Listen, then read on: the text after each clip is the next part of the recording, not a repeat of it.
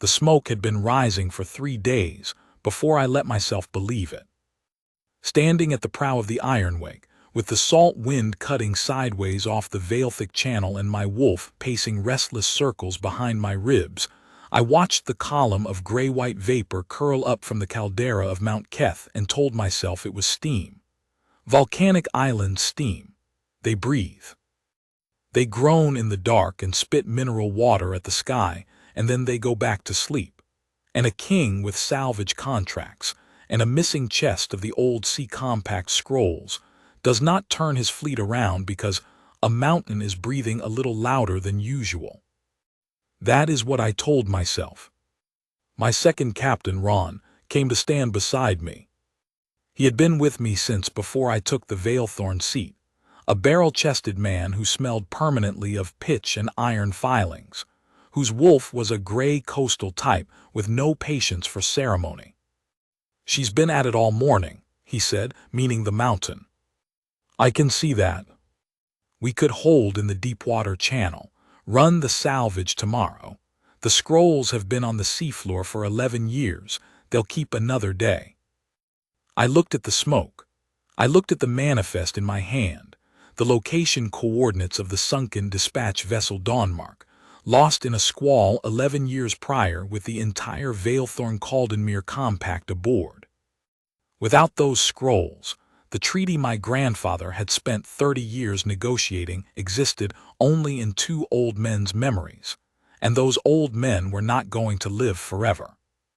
"We run it today," I said. "What is the weather doing?" "Holding," Ron said, "for now."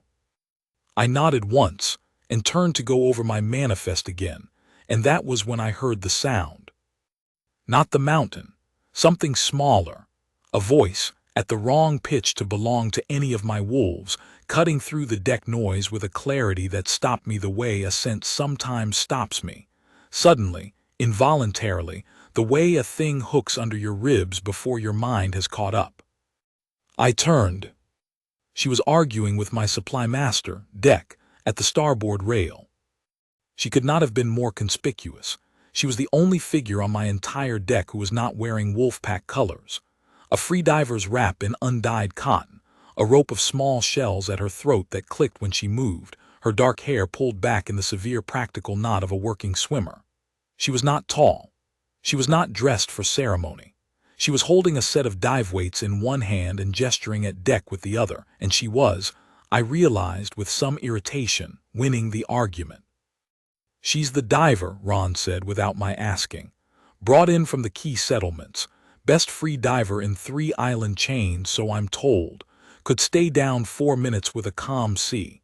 Name's Myra." "I know what she is," I said. I did not know she was already aboard. Came up the rope before dawn, said she didn't want to be late. I watched her tuck the dive weights under her arm and walk. Not stride, not march, just walk, with the unhurried ease of someone who had long ago decided that the world's opinion of her pace was not her concern, toward the stern hold where my dive equipment was stored. My wolf, who had been pacing restless circles for 3 days, went absolutely still. I told him to mind himself. The briefing was at midday, on the main deck, with Mount Keth making its steady argument at the horizon, and every captain and lieutenant in my fleet standing in a half-circle around the charts I had spread over a lashed crate. It was a simple mission in theory. Drop to 22 fathoms, enter the wreck of the Dawnmark through the cargo hatch which my surveyors had confirmed was accessible, locate the sealed iron dispatch box, bring it up. We had one afternoon's window before tide and current made the dive site too dangerous to hold position. Simple. What made it complicated was the depth. 22 fathoms. Even a good free diver could manage 2, perhaps 3 descents at that depth before the pressure and the cold became a danger. My wolf divers could handle the physical conditions better than any human, but wolves do not dive well. Our bodies resist the deep in ways that training cannot fully overcome. We can go down. We cannot go down 22 fathoms and expect to come back with anything useful. That was why I had sent for her. She arrived at the briefing 7 minutes late, which I noted. She did not apologize for it, which I also noted. "The key diver," I said, not looking up from the chart. "Myra," she said, "you understand the depth requirements." 22 fathoms, I understand them. One of my lieutenants, a young wolf named Bren who was proud of his dive record and had not yet learned when to stay quiet, said, 22 fathoms is no water for a woman to be working alone. No offense to the woman. There was a beat of silence, the kind that gathers before weather. "No offense taken," she said, in the tone of someone who has been offended so many times in exactly this way that they have run out of the energy to perform surprise. "I'll need to see the last survey images of the cargo hatch access. If the wreck has shifted in the last survey season, I want to know before I go down, not after." Bren looked at me. I said nothing. I slid the survey sketches across the crate toward her without comment. She studied them for 3 minutes without speaking. I watched her eyes move over the details, the hatch dimensions, the silt accumulation around the hinges, the possible debris field inside the cargo hold. She did not ask any of the questions I would have expected from someone trying to perform competence. She asked instead about the current pattern at depth, which was a question that told me she had already worked out the hatch and was thinking about what would happen after she got inside. It was a good question. My wolf registered it as a good question before I did. "We'll anchor on the eastern lee," she said. "The current runs south by southeast at depth. If I go down on the western descent line, I'll be fighting it the whole way down. Eastern descent, I can use it to hold myself against the hatch while I work the latch." There was a pause. "She's right," my dive master said reluctantly. "She is," I agreed. I looked at her. She was still studying the sketch, and she did not look up at the confirmation, and I found that interesting, the way she did not need to be acknowledged in order to know she was right. Mount Keth put out a long, slow groan that we felt more than heard, a deep vibration through the ship's hull that made 3 of my wolves look up simultaneously. "When do we begin?" she said. 2 hours, I said, "when we're in position." She nodded once, tucked the sketches under her arm with a briskness that made it clear she considered the briefing complete from her end, and walked back toward the stern hold. Bren waited until she was out of earshot, or what he imagined was out of earshot, forgetting that my range was considerably longer than his, and said, "No place for a woman on a fleet mission, Captain. Bad luck." "She is not on a fleet mission," I said. "She is doing a job that none of you can do. That is why she is here. Is that clear?" He had the sense to say, "Yes, Captain." It was not, I noticed, an apology to her. The descent went well. I watched from the ship's side as she went over, her dive weights strapped around her hips, the rope secured to her wrist in a loose single loop that she'd rigged herself. Not the standard knot my dive master had prepared for her, which she'd untied without comment and re-rigged in a pattern I didn't recognize until I looked more closely and realized it was designed to release with a single pull, leaving her free if the line caught on debris. She knew something about dive lines that my dive master had not thought of. She went down clean. No hesitation, no ceremony, just a single breath that she held with an evenness that looked almost like sleep, and then she was below the water line and the veil-thick channel closed over her head. We waited. My wolf was not pacing anymore. He was watching the water with an attention that I had not seen from him in a long time, since before I had taken the alpha seat, since before the years of fleet war and court work had ground most of the simple animal sensation out of his routines. He was watching the circle of disturbed water where she had descended with the focused, motionless attention of a predator, tracking something it has not encountered before. I told him he was being ridiculous. He ignored me. 3 minutes and 40 seconds by the sand glass my dive master was holding. She came up steady, one hand gripping the rope, the other tucked against her chest. She rolled over the rail with a smoothness that made it look easy, and then she was coughing salt water onto my deck and saying, "Hatch is clear." Latch is corroded, but it will move. I've got a purchase angle. Second dive will get it open. Third dive I bring the box up. Are you certain? Ron asked. She looked at him in the patient way of a person who has answered this question many times. Yes. The second dive took 4 minutes and 12 seconds. She came up with blood on her fingers from the corroded latch and reported the hatch open. She sat on the rail and breathed with the deliberate, controlled rhythm of someone managing their oxygen stores, and one of my wolves, the youngest one on deck, a nervous pup named Fell, brought her a water skin without being asked. She took it, drank, and said, "Thank you," with a warmth that made the pup's ears go pink. I looked away. The smoke from Mount Keth had thickened. A smell had come into the wind that I did not like, sulfur and something deeper, mineral, ancient. My wolf named it before my mind did, not the casual breathing of a resting mountain, but something waking up, something that had been asleep for a long time, deciding it had slept long enough. Third dive, I said, as soon as you're ready. She looked at the mountain, she looked at me. 5 minutes to breathe, she said. Agreed. She sat on the rail in the thin afternoon sun, eyes closed and breathed. And Mount Keth made its decision. The eruption did not announce itself with drama. That surprised me later when I tried to remember it. There was no single tremendous explosion, no wall of fire. What happened was more terrible than that. The mountain opened along a fissure we could not see from our position, and the sea floor around it lifted, and the water around us changed. Not the surface, the depth. What I felt first was the ship's hull, a vibration that rose through the decks, through the soles of my boots, through my wolf's bones, that was not wind or wave but something moving beneath us. Then the color of the water changed. The green-blue of the Veilthic Channel going suddenly, horribly wrong, a reddish-gray plume rising from the depths, superheated water and dissolved volcanic rock mixing with the salt water in a way that made the surface begin to steam.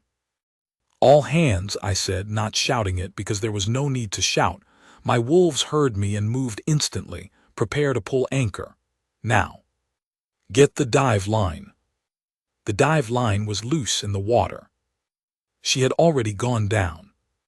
The third dive.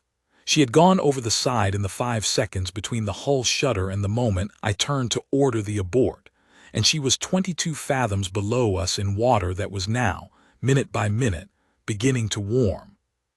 Pull the line, I said. My dive master pulled. The line came up without resistance. She had rigged it to release with a single pull. The water was steaming in thin white wisps at the surface. From the direction of Mount Keth, the groan that had been a geological suggestion for 3 days was now a sound, a deep, continuous physical sound that pressed against the chest and made every wolf on my deck flatten their ears involuntarily. She's still down, Ron said. He was looking at the water.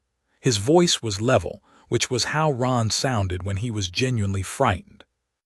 I pulled my boots off. Captain, Ron began. Get the fleet out of this position. Anchor up, hold the ship in the channel on Engineer, and wait for my signal. I stripped my coat. If the water temperature increases at the surface by more than I can assess when I come up, you take the fleet south without me. I won't. That is an order, Ron. I went over the rail. The water was warm already, 3 fathoms down, not scalding but wrong, the wrongness of a temperature that does not belong to the depth and the season, a warmth that my wolf identified as danger before my mind had formed the word.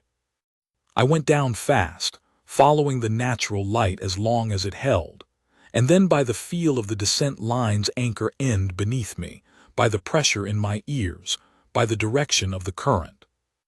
At 15 fathoms the water changed color. Not the reddish-gray plume, I was above that, but a strange milky quality, particulate matter rising from the volcanic field below, catching the last of the surface light and scattering it.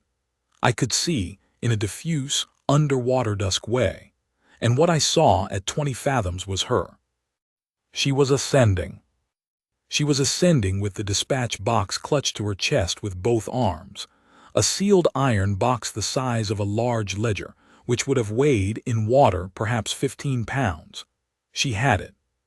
She had found it, opened it free from the wreck, and she was ascending with it in the middle of a volcanic emergency at the depth where the ocean was beginning to make wrong noises, grinding, shifting, the sound of seafloor geology in motion, and she was swimming steadily upward. I went to her.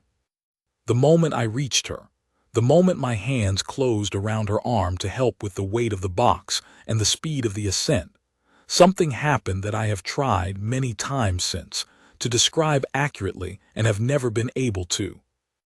It was not pain. It was not pleasure in any ordinary sense. It was the sensation of something that had been quietly wrong becoming, all at once, entirely correct. The way a joint that has been slightly out of alignment your whole life suddenly seats itself, and you only know how wrong it had been because of how right it now feels. My wolf did not pace. My wolf did not surge or cry out or any of the things that the stories describe. What my wolf did was stop, completely, utterly, for one breath, and then exhale a recognition so deep it had no sound. The mate mark burned. I felt it at my wrist before I saw it, a heat against the skin in the cold water, a heat that was neither the volcanic warmth rising from below nor the cold of the channel but something specific and interior, the way bioluminescent creatures carry their own light. I looked at my left wrist. In the milky, diffuse underwater light, through the water pressing around us and the particulate matter rising from below, I could see it. The Veilthorn mate mark burning itself into the skin, silver copper, the old sea iron color that the stories say. She was looking at her own wrist. She was 22 fathoms down with a volcano erupting beneath her, holding 11 years of my kingdom's diplomatic history to her chest, running out of breath, and she was looking at her wrist. I pulled her upward. Breaking the surface was a chaos of sound and sensation. The sky had changed in the minutes I had been under. The column from Mount Keth was no longer white steam but a dark, churning mass, and there was light in it, the wrong light, the red-orange that means the earth has opened and is showing what is inside. The air smelled of sulfur and hot rock. The surface of the sea around us was churning with upwelling heat water, and across the fleet my wolves were in controlled motion, oar engines running, anchors up, exactly as I had ordered. The Ironwake was 30 yards off, holding position. Myra was breathing. She had her face turned up to the terrible sky, breathing in the fast, controlled rhythm of a diver managing her system's shock, and she still had the dispatch box. She had not let go of it when she broke the surface. She had not let go of it at any point in the entire ascent, even when I'd had both hands pulling her, and she could have handed it to me. I had the box now. I had my arm around her and the box against my side, and we were both treading water in a sea that was slowly, incrementally becoming warmer than it should be, with the sky on fire above us. A rope hit the water 6 feet away. Ron at the rail, not saying anything, just there with the rope. I got her to the rope first. She went up the ship's side with a competence that told me she had climbed rope in far worse conditions. And then she was on the deck and turning back, and I was up the rope with the box, and Ron was pulling us both in. The moment my boots hit the deck, my captains and wolves were there, not gathering around me, but around her, which surprised them as much as it surprised me. There was a moment where every wolf on that deck oriented, in the way that wolves orient when something important has changed, toward the wet, exhausted, salt-soaked woman who was accepting a blanket from the pup fell and not making eye contact with anyone. Bren said of the dispatch box, "She got it." "Yes," I said. In the middle of that, he gestured at the mountain, at the sky. "Yes." He was quiet for a moment. Then I said it was bad luck having a woman aboard. I looked at him. "I was wrong," he said. It was not a graceful apology. It was not poetic or large. But it was genuine, and I had been in the pack long enough to know the difference. We ran south for 6 hours before I called the fleet to anchor in the lee of the Thren Islands, far enough from Mount Keth that the air had cleared and the water was back to its right temperature. The eruption was still visible from the deck, a great dark column lit from beneath by its own fire, but it was distant now, and we were safe. I did not go to her immediately. That surprised me, thinking about it afterward. A king who has just discovered his fated mate does not typically occupy himself with damage reports and fleet roll calls for 6 hours before going to find her. But I had never been good at the thing that is supposed to come naturally. I had been 14 years on the Alpha Seat. I had fought for Veilthorn's shipping routes and negotiated its treaties and buried its dead, and I had never, in all of that, had a moment that felt like this one. Like something I did not know how to move in, like the unfamiliar gravity of a room you have not been in before. My wolf, who had been insufferably patient all evening, finally said, "Enough." I found her at the stern, sitting with her legs over the rail in the warm dark, the mate mark on her wrist turned up to the moonlight, looking at it. She had her dive shells at her throat again. She had never taken them off, and she was wearing a borrowed Wolfpack coat that was 2 sizes too large for her and made her look, in the dark, like someone who had temporarily misplaced the life they usually lived. "The box is intact," I said, which was not what I had come to say. "Good," she said. She did not look up from her wrist. I stood beside her at the rail. After a moment I held out my own wrist. The mark was there, silver copper, the same pattern she wore, the Veilthorn sea iron configuration that the pack books say has not appeared in the bloodline in 4 generations. She looked at it for a while without speaking. "I don't know what this means," she said finally. "I know what they say it means. I know what the settlements say about the mate mark. I don't know what it means for me." "It means what you choose," I said. "I want to be clear about that. I am not going to tell you what it requires of you. I am telling you what it is." She looked up at me. Her eyes were dark in the decklight and very direct, the kind of direct that belongs to people who have had to be honest their whole lives because they never had enough power to afford strategic ambiguity. "You were under the water," she said. "When I was coming up, the hold had shifted. There was a ceiling beam across the hatch. I couldn't get out the way I went in. I had to go through the adjacent compartment. It took longer, and by the time I was ascending she paused. I was not going to make the surface alone. With the box was. "I know," I said. "You went in after me." "Yes." "You didn't know I was stuck. You couldn't have known." "No," I agreed. "I didn't know." She looked back at the water. The moonlight on the Thren Channel was steady and clean, nothing like the churning, superheated horror we had left behind, and the stars above it were the reliable southern stars that she had probably navigated by her whole life. "The last time someone came in the water for me," she said, "I was 7 years old, and it was my uncle, and he nearly drowned doing it, and he never let me forget it for the rest of his life." She was quiet. "That is the complete list of people who have gone in the water for me." I did not say anything to that. "Your pack," she said. "Bren, the lieutenant." He apologized. "I know," I heard. A pause. It was not a very good apology. "No," I agreed, "it was not. I'll require a better one." Something shifted in her face, a minute softening, a thing that was not quite a smile but was in the same territory. "You don't have to do that." "I know I don't have to." I turned toward her slightly. "I want you to understand something. The apology is not because of this." I indicated the marks on both our wrists, "or not only. It is because you came aboard my ship, did a job none of my wolves could do, did it competently and at personal risk in impossible conditions, and he treated you as though you were a burden before you had done anything at all. That was wrong regardless of any mark." She was quiet for a long time. "I have been hired onto Wolf Fleet ships 4 times, she said. "Twice, they did not let me make a single dive before turning the ship around. Once they let me dive and then argued about my fee for 3 months. Once they were decent. You are the second decent fleet I have been on. 4 times, I said. Yes. That is a poor average. The thing that was not quite a smile became, very briefly, a smile.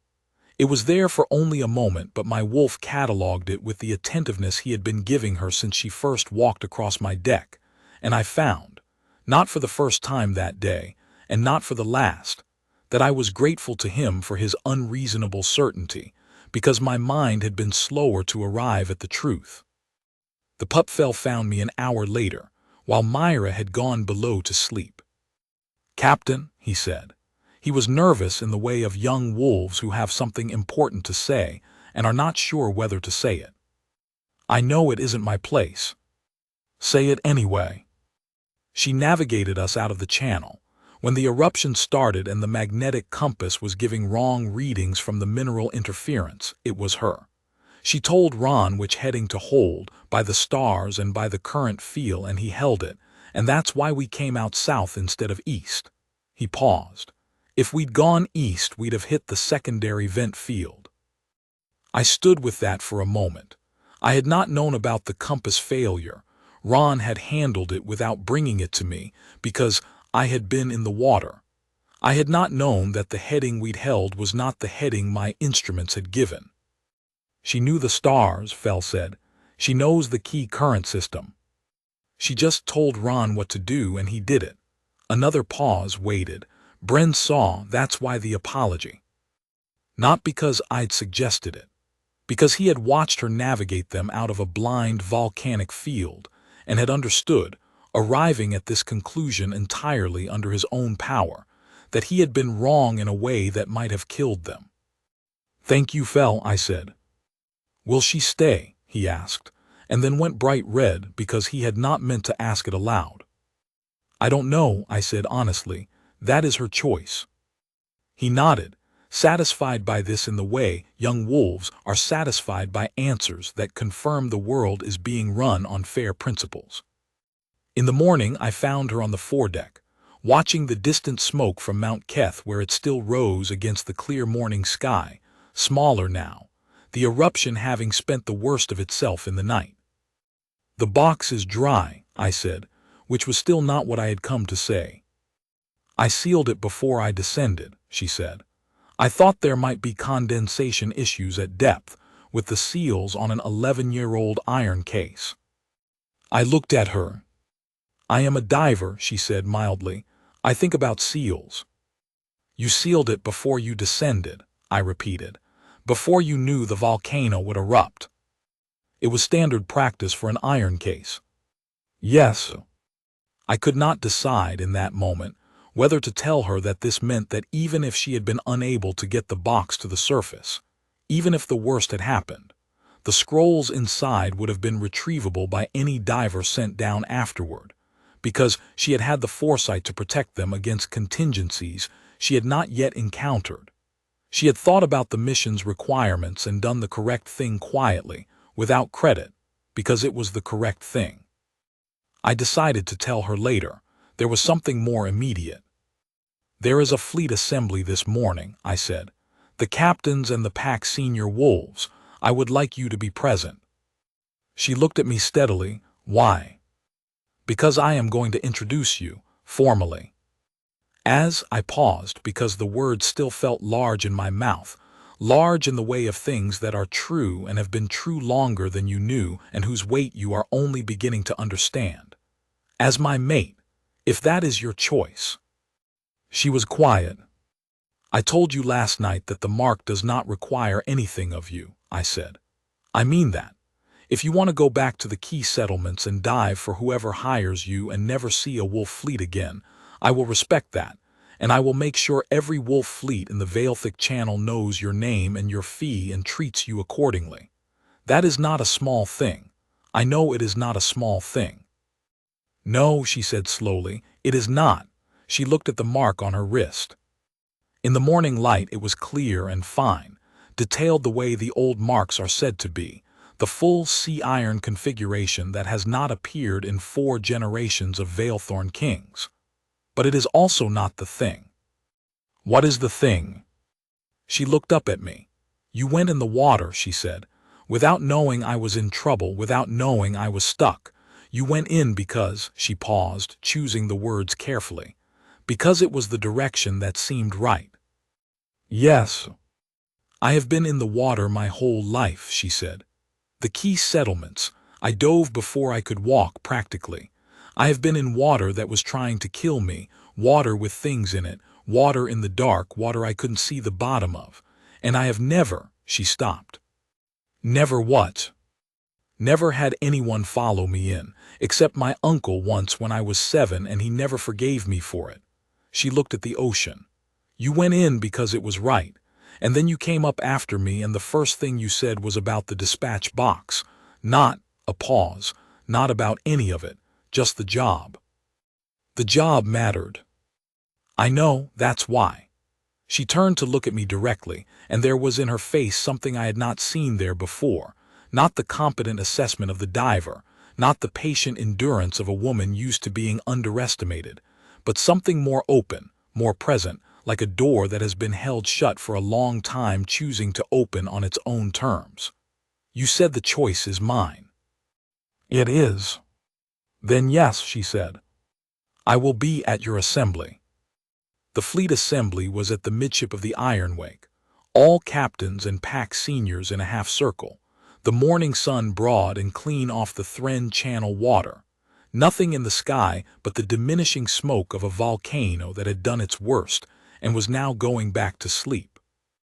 I brought her forward. Not by the arm, she walked beside me, which was different, which was her choice, and I said the words of the formal acknowledgement. "Myra of the Key Settlements, free diver, the woman who went to 22 fathoms in a volcanic field and brought up what I could not, the woman without whom we would have run east into the secondary vent field and lost the fleet, the woman the mark chose." I held up my wrist.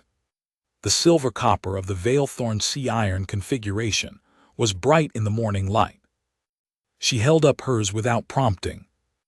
The silence that followed was the specific, weighted silence of wolves registering something they did not anticipate. Not every wolf in that half-circle had believed, before this morning, that the mate mark was a real thing. They had been told of it in the old stories, the way you are told of things that happened before your time. Seeing it on the wrist of their alpha king, and the small, sea-burned, ordinary-seeming woman standing beside him with the borrowed coat and the shell necklace and the utterly level gaze, was different from being told of it. Ron, who had been with me longer than anyone, bent his head first. He bent it toward her, not me. The others followed, the captains, the pack seniors, the wolves who had been standing with me for decades of fleet war and trade routes and everything that goes into the running of a sea wolf kingdom. They bent their heads to a woman who had arrived before dawn without fanfare and climbed aboard without permission, and won arguments with my supply master, and navigated my fleet out of a volcanic field and gone down into superheated water with an iron box under her arm. Bren at the end of the line bent his head the longest. He came up and said, not to me but to her, "I was wrong, entirely. I am sorry." "I know," she said. "Thank you." It was a better apology the second time. Fell, who was behind the seniors and technically should not have been at the formal assembly at all, was grinning so broadly it was nearly inappropriate. I decided not to mention it. The dispatch box was opened that evening in my cabin, in the presence of Ron and my senior compact advisor, a wolf named Thessa who had served my grandfather and knew the old scripts. The seals were intact, entirely intact, every one, dry inside as a library shelf. The scrolls were there. The full Valethorn Caldenmere compact, 11 years on the seafloor, brought up in perfect condition by a woman who had thought about seal integrity before she descended. Thessa held the topmost scroll for a long time. She was very old. She had been in the room when these had been written, when my grandfather had spent 30 years building what they represented, trade rights and passage rights, and the agreement to protect each other's civilian fleet in time of war. She had thought they were gone. She set them down and looked at Myra, who was sitting in the corner of my cabin on a sea chest, out of the way, having been present at the opening because I had asked her if she wished to be, and she had said that she would like to see what she had carried for 22 fathoms. "You sealed this before you descended," Thessa said, not a question. 11-year-old iron seals, Myra said. "I didn't want to risk moisture damage."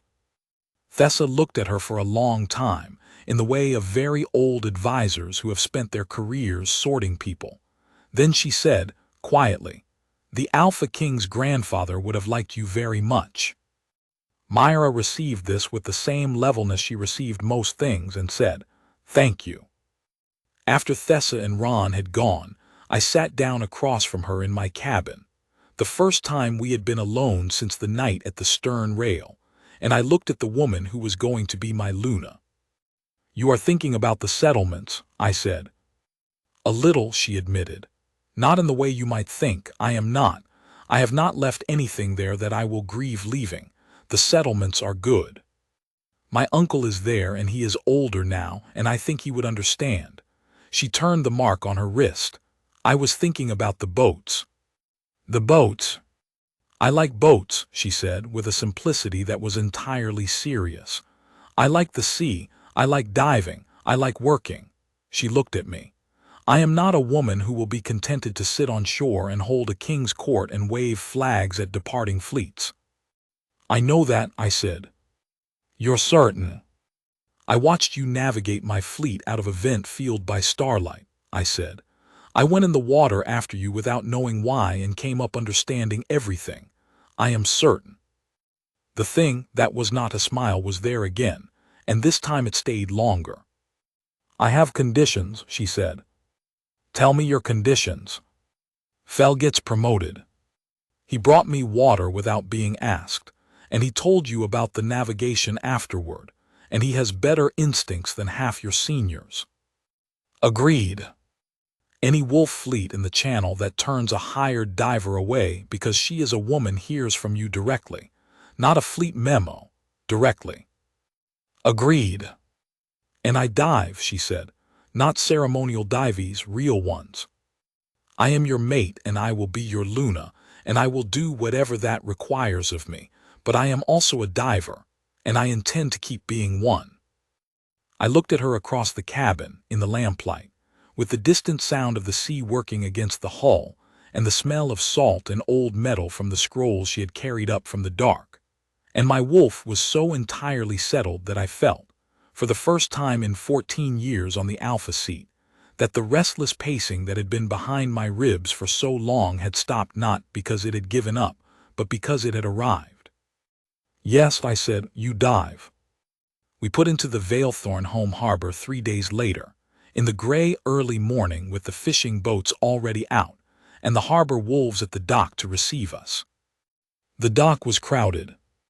Word had come ahead by signal bird, not about the mate mark which I had not sent, but about the scrolls, about the eruption, about the loss of 2 ships in the outer fleet, and the navigation under volcanic interference.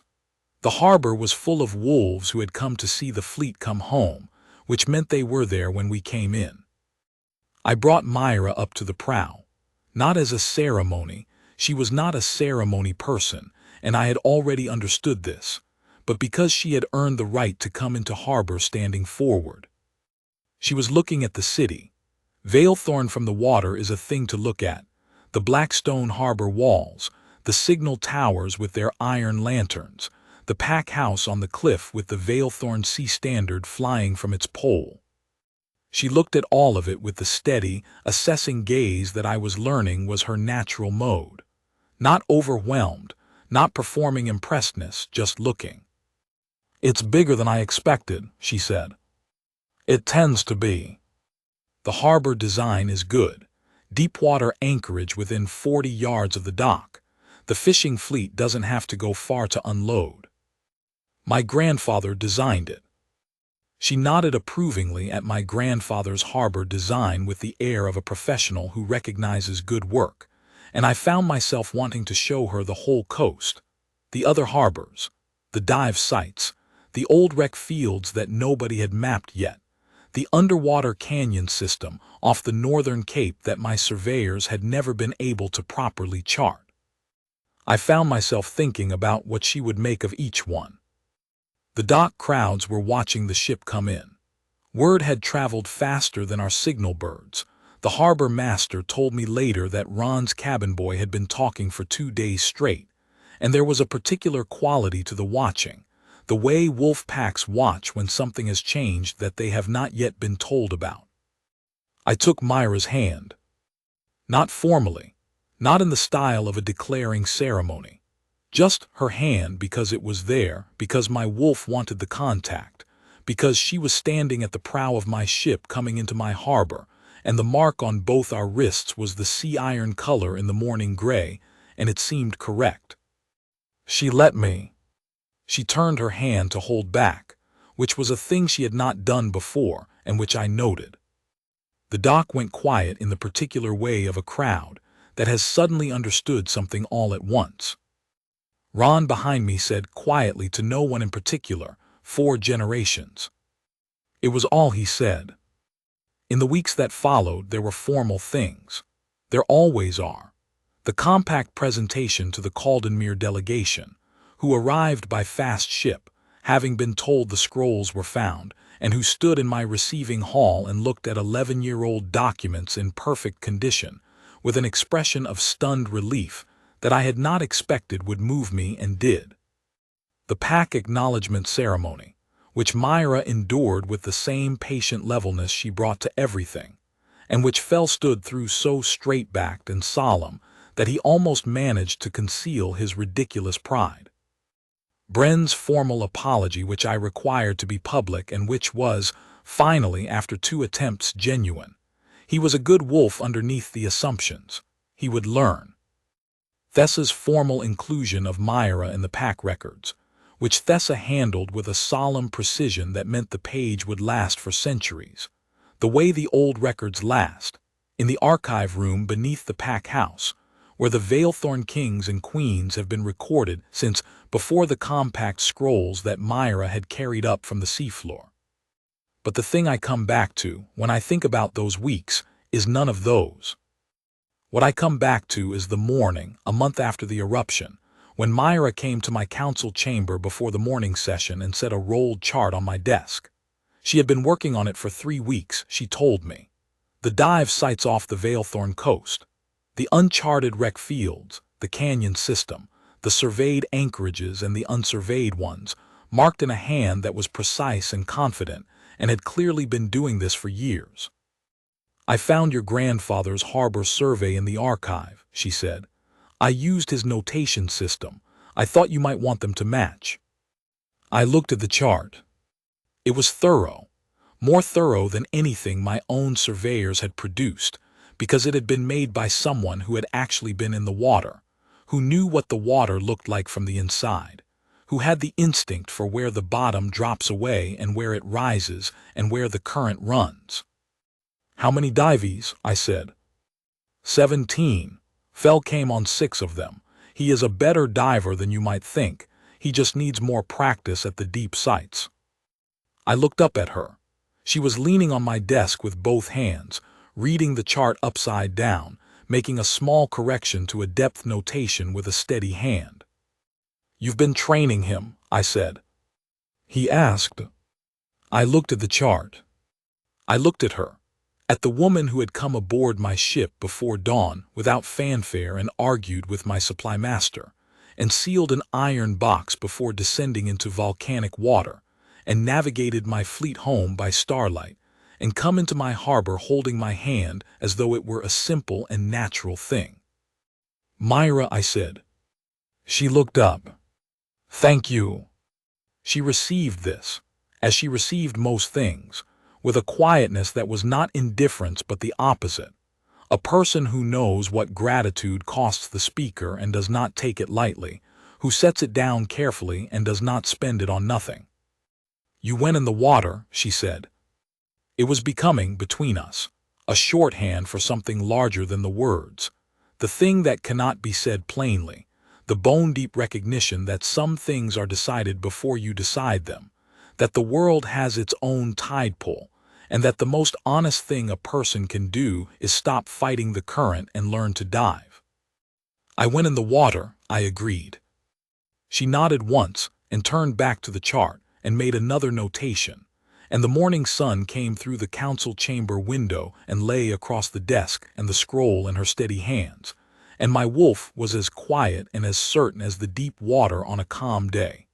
That particular silence that is not emptiness but fullness, the silence of a thing arrived at after a long search. She stayed. She always said it was a choice, and it was.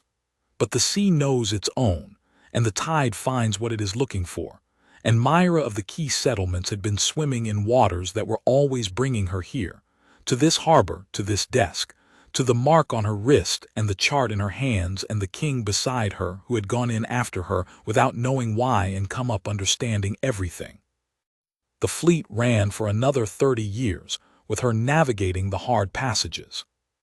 And the harbor my grandfather designed held true, as good harbors do, and the sea iron mark held true on both our wrists, and the dispatch box lived in the archive beside the chart she had drawn, and what the Valethorn pack remembered in the end was not the eruption, though the mountain became famous for it, but the morning the fleet came home with the tide, and the woman at the prow who had gone down to the dark and brought back what was thought lost, and the Alpha King beside her who had followed her into the water before he understood why, and had been grateful every day since that he had.